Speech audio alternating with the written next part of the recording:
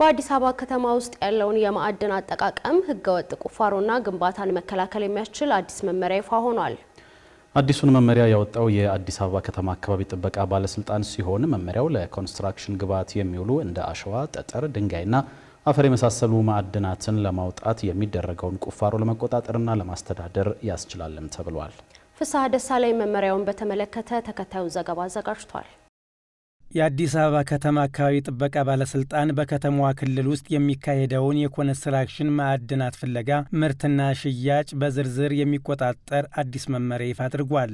ባለስልጣኑ ያሰናደው ይህ የኮንስትራክሽን ማዕድን ፈቃድ አፈጻጸም የተባለው መመሪያ ከዚህ ቀደም በዘርፉ ይታዩ የነበሩ የአሰራር ክፍተቶችን ግልጽነትና ተጠያቂነትን የሰፈነ ስርዓት ለመዘርጋት ያለመ ነው ይላል። እንዲሁም በከተማዋ ክልል ለልዩ ልዩ የልማት ስራዎች በግብዓትነት እየዋለ የሚገኘውን ኮንስትራክሽን ግብዓት በማጥናት የማዕድን ማምረት ፈቃድ መስጠትና ማስተዳደር በማስፈለጉ ስለመሆኑ ይገልጻል። በተጨማሪም ውስን የሆነውን የተፈጥሮ ሀብት በአግባቡ በመጠቀም የከተማዋን የኮንስትራክሽን ማዕድን ፍላጎት ለማሟላት በሚደረገው የማምረት ሂደት ተጠያቂነትን ሊያሳይ የሚችል አሰራር መዘርጋት አስፈላጊ ሆኖ በመገኘቱ ነው ተብሏል። በመሆኑም በአዲሱ መመሪያ ከተቀመጡ ዋና ዋና የፈቃድ አይነቶች መካከል አምርቶ መሸጥ፣ ለመንግስት የልማት ስራዎች አምርቶ መጠቀም፣ ምርት ለማንሳት የሚሰጥ ፈቃድ፣ ከስራው ጋር ተዛማጅነት ያላቸውን ማሽኖች መትከያ ፈቃድ ማግኘት እንዲሁም ሌሎች ፈቃዶች ይገኙበታል። ፈቃድ ከሚሰጥባቸው የኮንስትራክሽን ማዕድን አይነቶችም በዝርዝር የተቀመጡ ሲሆን እንደ አሸዋ፣ ጠጠር፣ ድንጋይና አፈር የመሳሰሉ ሌሎችም ተመሳሳይ የኮንስትራክሽን ማዕድናት ግብዓቶች ተካተዋል።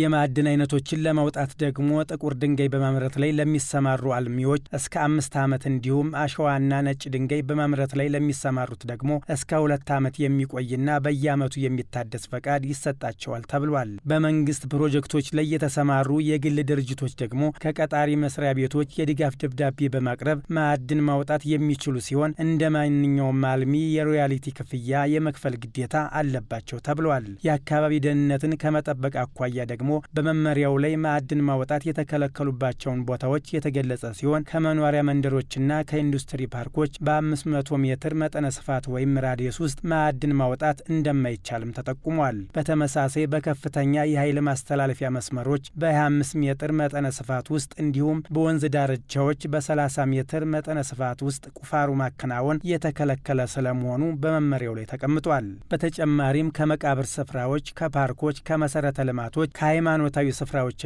ከብሔራዊ መታሰቢያ ሐውልቶች አቅራቢያ ማዕድን የማውጣት ፈቃድ አይሰጥም ተብሏል። እንዲሁም ማንኛውም አልሚ የማዕድን ማውጣት ፈቃድ ለማግኘት በአካባቢው ላይ ጉዳት እንደማያስከትል የአካባቢ ተጽዕኖ ግምገማና የአዋጭነት ጥናት ማቅረብ ይኖርበታል ነው የተባለው። በተጽዕኖ ግምገማ ጥናት መሰረትም በአካባቢው ላይ ሊደርስ የሚችለውን ጉዳት ለማስተካከል አስፈላጊ ነው የተባለውን የፋይናንስ ፍላጎት በመስሪያ ቤቱ ስም በተከፈተ የባንክ ሂሳብ ዋስትና ማስያዝ ግዴታ ሆኖ በመመሪያው ላይ ተካቷል። እንዲሁም አልሚዎች በየ3 ወሩ የስራ አፈጻጸም ሪፖርትና በየወሩ ደግሞ የገቢ ሪፖርት ለባለስልጣኑ ማቅረብ ይጠበቅባቸዋል ነው የተባለው። በሌላ በኩል አልሚዎች የሚያወጡት ማዕድን ሙሉ ለሙሉ ካለቀ እንዲሁም ህገወጥ ድርጊት ከፈጸሙ ከባለስልጣኑ ያገኙት ፈቃድ እንደሚነጠቁም በመመሪያው ላይ ተደንግጓል።